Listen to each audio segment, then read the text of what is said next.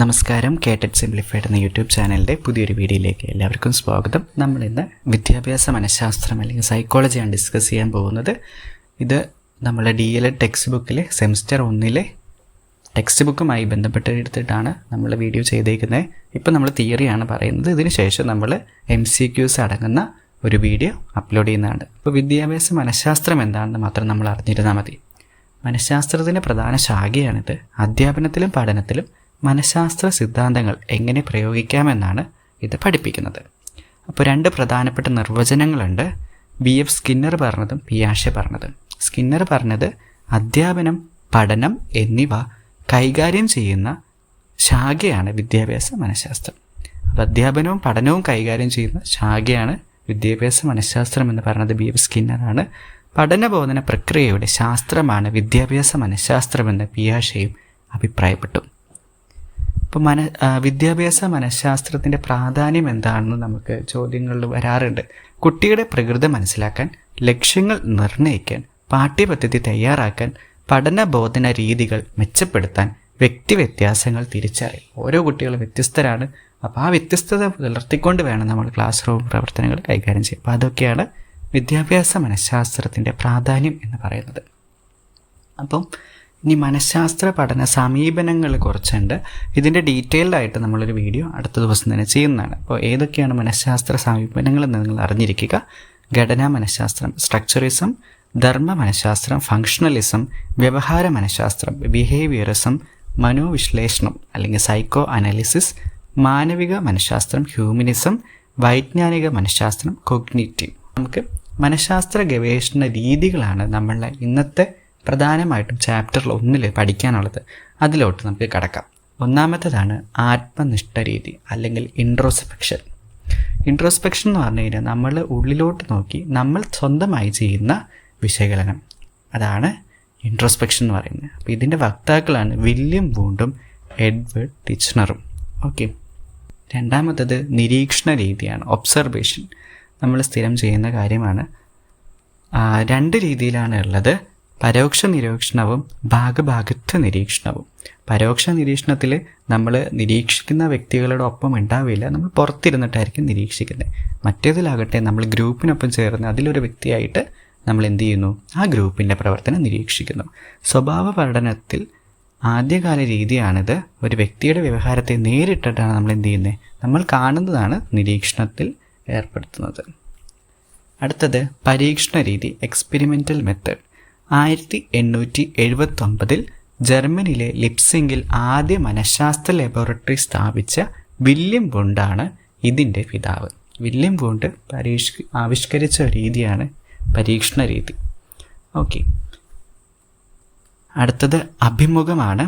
അഭിമുഖത്തിൽ എന്താണല്ലോ, ഒരു ലക്ഷ്യത്തെ മുൻനിർത്തിക്കൊണ്ട് ഒരു വ്യക്തിയെ നമ്മൾ ഇൻ്റർവ്യൂ ചെയ്യുകയാണ് ചെയ്യുന്നത്. അപ്പോൾ അഭിമുഖം ചെയ്യുന്നത് 2 രീതിയിലുണ്ട്. സ്ട്രക്ചേർഡ് ഉണ്ട്, അൺസ്ട്രക്ചേർഡ് ഉണ്ട്. അടുത്തത് സർവേ രീതിയും ക്ലിനിക്കൽ രീതിയും.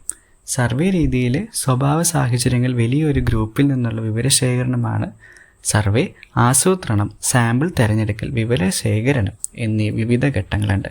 ക്ലിനിക്കൽ മെത്തേഡിലാകട്ടെ മനോരോഗ ബാധിതരുടെ രോഗനിർണയത്തിലും ചികിത്സയിലുമാണ് ഇത് ഉപയോഗിക്കുന്നത്.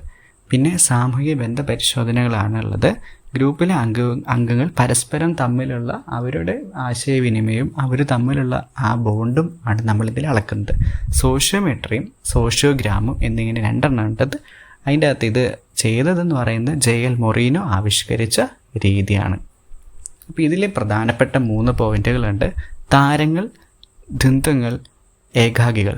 താരങ്ങൾ എന്ന് പറഞ്ഞാൽ ഏറ്റവും കൂടുതൽ വ്യക്തികളിൽ നിർദ്ദേശിക്കപ്പെട്ട ആൾ. അപ്പോൾ ഒരു വ്യക്തിനെ 4 പേരോളം പറഞ്ഞിട്ടുണ്ട് എന്നുണ്ടെങ്കിൽ അയാളാണെന്ത്, താരം അല്ലെങ്കിൽ സ്റ്റാർ എന്ന് പറയുന്നത്. ഗ്രൂപ്പിലെ ഏറ്റവും ഇൻഫ്ലുവൻഷ്യൽ ആയിട്ടുള്ള അല്ലെങ്കിൽ ഏറ്റവും അധികം ആൾക്കാർ സ്നേഹിക്കപ്പെടുന്ന ഒരു വ്യക്തിയാണ് താരം എന്ന് പറയുന്നത്. ഇനി അടുത്ത ട്വിൻസ് എന്ന് പറഞ്ഞാൽ 2 പേർ പരസ്പരം നിർദ്ദേശിക്കുന്ന ആൾ. അപ്പോൾ ഞാനൊരു B എന്ന് പറഞ്ഞ വ്യക്തിനെ പേര് പറയുമ്പോൾ B എൻ്റെ പേര് പറയുന്നു. അതിനെയാണ് ട്വിൻസ് അല്ലെങ്കിൽ ദ്വന്ദ്ങ്ങൾ എന്ന് പറയുന്നത്. ഏകാകികൾ എന്ന് പറഞ്ഞാൽ ആരുമായാലും നിർദ്ദേശിക്കപ്പെടാതെ പോയവരാണ് ഏകാകികൾ എന്ന് പറയുന്നത്. ഇനി ഒരെണ്ണം കൂടി ഉണ്ട്, ക്ലിക്കുകൾ. ക്ലിക്കുകൾ എന്ന് പറഞ്ഞാൽ ചെറിയ ഗ്രൂപ്പിനെയാണ്. അടുത്തത് പ്രക്ഷേപണ രീതിയാണ്, പ്രൊജക്റ്റീവ് മെത്തേഡ്. അബോധ മനസ്സിലെ അടിച്ചമർത്തപ്പെട്ട വികാരങ്ങളെ മനസ്സിലാക്കാനാണ് ഇത് ഉപയോഗിക്കുന്നത്. നമ്മൾ പണ്ട് കാലത്ത് നമ്മൾക്ക് നടന്ന കാര്യങ്ങളെ എന്തൊക്കെയാണെന്നും അവ എന്തുകൊണ്ട് നടന്നു എന്നൊക്കെ നമ്മൾ മനസ്സിലാക്കാനുള്ള രീതിയാണ് പ്രക്ഷേപണ രീതി. അപ്പം അതിന് 2 എക്സാമ്പിളുണ്ട്. റോഷ മഷിയുപ്പ് പരീക്ഷ, പിന്നെ തിമാറ്റിക് അപ്രസെപ്ഷൻ ടെസ്റ്റ് അല്ലെങ്കിൽ ടാറ്റ് എന്ന് പറയും.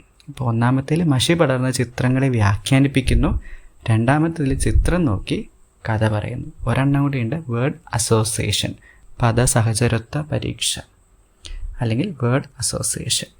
ഈ 3 കാര്യങ്ങളാണ് പ്രക്ഷേപണ രീതിയിൽ ഉള്ളത്. ഇനി അടുത്തതെന്ന് പറഞ്ഞാൽ സഞ്ചിത രേഖയും ഉപഖ്യാന രേഖയുമാണ്. ഇത് നമ്മൾ എക്സാമ്പിൾ നിരന്തരം ചോദിക്കുന്നതാണ്. ഇത് രണ്ടും അങ്ങോട്ടും ഇങ്ങോട്ടും പരസ്പരം തിരിഞ്ഞു പോകാൻ സാധ്യതയുള്ളതാണ്. ഒന്ന് ക്യുമുലേറ്റീവ് റെക്കോർഡും മറ്റേത് അനക്ഡോട്ടൽ റെക്കോർഡും. ക്യുമുലേറ്റീവ് റെക്കോർഡ് എന്ന് പറഞ്ഞു കഴിഞ്ഞാൽ ഒരു കുട്ടിയുടെ കിൻഡർ ഗാർഡൻ തൊട്ട് അല്ലെങ്കിൽ LKG തൊട്ട് 12 കഴിഞ്ഞ് അതിനപ്പുറം പോകുന്നതാണ് എന്ത് പറയുന്നത്, ക്യുമുലേറ്റീവ് റെക്കോർഡ്. അതായത് പഠിക്കാൻ ആരംഭിച്ച കാലം മുതൽ അവൻ ഇന്നോളം എന്തുവരെ എത്തിയോ അതെല്ലാം റെക്കോർഡിങ്ങിൽ സൂക്ഷിച്ചേക്കുന്നതിനെയാണ് സഞ്ചിത രേഖ അല്ലെങ്കിൽ ക്യുമുലേറ്റീവ് റെക്കോർഡ് എന്ന് പറയുന്നത്. ഇനി ഉപഖ്യാന രേഖ എന്ന് പറഞ്ഞു കഴിഞ്ഞാൽ ഇപ്പോൾ ഒരു കുട്ടി ഒരു പ്രത്യേക സാഹചര്യത്തിൽ ഒരു പ്രത്യേക തരം സ്വഭാവം പുറത്തെടുത്തു, അതിനെയാണ് എന്ത് പറയുന്നത്, എഴുതുന്ന റെക്കോർഡിനെയാണ് ഉപഖ്യാന രേഖ അല്ലെങ്കിൽ അനക്ഡോട്ടൽ റെക്കോർഡ് എന്ന് പറയുന്നത്. അടുത്തത് ചെക്ക് ലിസ്റ്റ്. ഉണ്ട് അല്ലെങ്കിൽ ഇല്ല, 2 കാര്യമുള്ളൂ. യെസ് ഓർ നോ ചോദ്യങ്ങളായിരിക്കും അതിൽ കൂടുതലുണ്ടാവുന്നത്. ഈ ബോക്സ് കണ്ടാൽ നമുക്ക് മനസ്സിലാക്കാൻ സാധിക്കും. സ്ഥിരതയോടെ നടക്കുന്നു, ശ്രമിക്കുന്നു, കൈവരിച്ചിട്ടുണ്ട്, അല്ലെങ്കിൽ യെസ് ഓർ നോ. ഓക്കെ, അപ്പോൾ ഒന്നാമത്തേൽ ഇല്ല, എന്തിട്ടുണ്ട്, കൈവരിച്ചിട്ടുണ്ട്. അപ്പോൾ അവിടെ യെസ്സിൻ്റെ ഒട്ടിക്കിട്ടു. അങ്ങനെയാണ്. ഉണ്ട് അല്ലെങ്കിൽ 12ാമത്തത് റേറ്റിംഗ് സ്കെയിലാണ്. 2 തരത്തിലുള്ളതാണുള്ളത്, 5 പോയിൻറ്റ് സ്കെയിലും 11 പോയിൻറ്റ് സ്കെയിലും. ലിക്കാർഡ് സ്കെയിൽ എന്ന് പറയുന്നത് 5 പോയിൻ്റാണുള്ളത്. അതിൻ്റെ അകത്ത് വളരെ മികച്ചത് മുതൽ ഏറെ മെച്ചപ്പെടണം എന്ന് വരെ കാണിക്കുന്നതാണ്. 11 പോയിൻറ്റ് സ്കെയിലാകുമ്പോൾ എന്തുണ്ടാവും, ആ ഒരു കാര്യത്തിൻ്റെ പ്രവണത എത്രത്തോളം അല്ലെങ്കിൽ തീവ്രത എത്രത്തോളം എന്ന് അളക്കാൻ വേണ്ടിയിട്ടാണ് 11 പോയിൻറ്റ് സ്കെയിൽ ഉപയോഗിക്കുന്നത്. ഇനി ചോദ്യാവലിയും കേസ് സ്റ്റഡിയും. ക്വസ്റ്റ്യനെയറും കേസ് സ്റ്റഡി വിവരശേഖരണത്തിനായി വ്യാപകമായി ഉപയോഗിക്കുന്നു. ക്ലോസ്ഡ് എൻഡഡ് ഉണ്ട്, ഓപ്പൺ എൻഡഡ് ഉണ്ട്. ക്ലോസ്ഡ് എൻഡഡ് എന്ന് പറയുന്നത് ഫുൾ ഇൻ ദ ബ്ലാങ്ക്സ് കൊടുക്കുന്നതിനാണ് ക്ലോസ്ഡ് എൻഡഡ് എന്ന് പറയുന്നത്. ഓപ്പൺ എൻഡഡ് എന്ന് പറഞ്ഞു കഴിഞ്ഞാൽ നമ്മൾ essay ചോദ്യങ്ങൾ എഴുതാൻ പറയുന്നതിനാണ് ഓപ്പൺ എൻഡഡ് എന്ന് പറയുന്നത്. ഇനി അടുത്തത് കേസ് സ്റ്റഡിയാണ്. ഒരു വ്യക്തിയുടെ പ്രശ്നങ്ങൾ സംബന്ധിച്ച് ലഭ്യമായ സ്രോതസ്സുകളിൽ നിന്ന് വിവരശേഖരണം ശേഖരിച്ച് സമഗ്രമായി പഠിക്കുന്ന രീതിയാണ്. ഇതൊരു ഹോളിസ്റ്റിക് അപ്രോച്ച്. അതായത് ഒരു കൊച്ചിൻ്റെ ഒരു സാഹചര്യത്തിന് ആ കൊച്ചിനെ നമ്മളൊരു കേസ് സ്റ്റഡി ആയിട്ട് എടുത്ത് മൊത്തം സാഹചര്യങ്ങൾ വിലയിരുത്തുന്നു അല്ലെങ്കിൽ പഠിക്കുന്നു. അതിനാണ് കേസ് സ്റ്റഡി എന്ന് പറയുന്നത്. ഇനി അവസാനത്തത് ക്രിയാഗവേഷണമാണ്. Stephen M. കോറി അവതരിപ്പിച്ച സജീവ പഠന രീതിയാണ് അധ്യാപകർ നേരിടുന്ന പ്രശ്നങ്ങൾക്ക് ശാസ്ത്രീയമായ പരിഹാരം കണ്ടെത്താനാണ് സഹായിക്കുന്നത്. ഇതിന് 4 ഘട്ടങ്ങളാണുള്ളത്. പ്രശ്നം തിരിച്ചറിയൽ, പരികൽപ്പന രൂപീകരിക്കൽ, വിവരശേഖരണം, അപഗ്രഥനവും പ്രവർത്തന പദ്ധതിയുടെ വിലയിരുത്തൽ. ഈ 4 ഘട്ടങ്ങളും നമുക്ക് ഇതേപോലെ തന്നെ ഓർഡർ തെറ്റിച്ചും ജമ്പിൾഡായിട്ടൊക്കെ ചോദിച്ചിട്ട് ശരിയാക്കാനൊക്കെ കൊടുത്തിട്ട് ഒരുപാട് പ്രാവശ്യം ചോദിച്ചിട്ടുള്ളതാണ്. അപ്പോൾ ഇതൊന്ന് പഠിച്ച് വയ്ക്കുക. ഓക്കെ, അപ്പം ഇത്രയാണ് നമ്മളിന്ന് നിങ്ങൾക്ക് മുൻപിൽ അവതരിപ്പിക്കാൻ ഉദ്ദേശിച്ച കാര്യങ്ങൾ. ഇനി നമ്മൾ മാതൃകാ ചോദ്യങ്ങൾ തയ്യാറാക്കിയിട്ടുണ്ട്. അപ്പോൾ കുറച്ച് നേരം കഴിയുമ്പോൾ ആ വീഡിയോ അപ്ലോഡ് ചെയ്യുന്നതാണ്. അപ്പോൾ നിങ്ങൾ ചാനൽ ഫോളോ ചെയ്യാത്തവരാണെങ്കിൽ ചാനൽ ഫോളോ ചെയ്യുക. നമുക്ക് വീണ്ടും വീഡിയോയിൽ കാണുന്നവരെ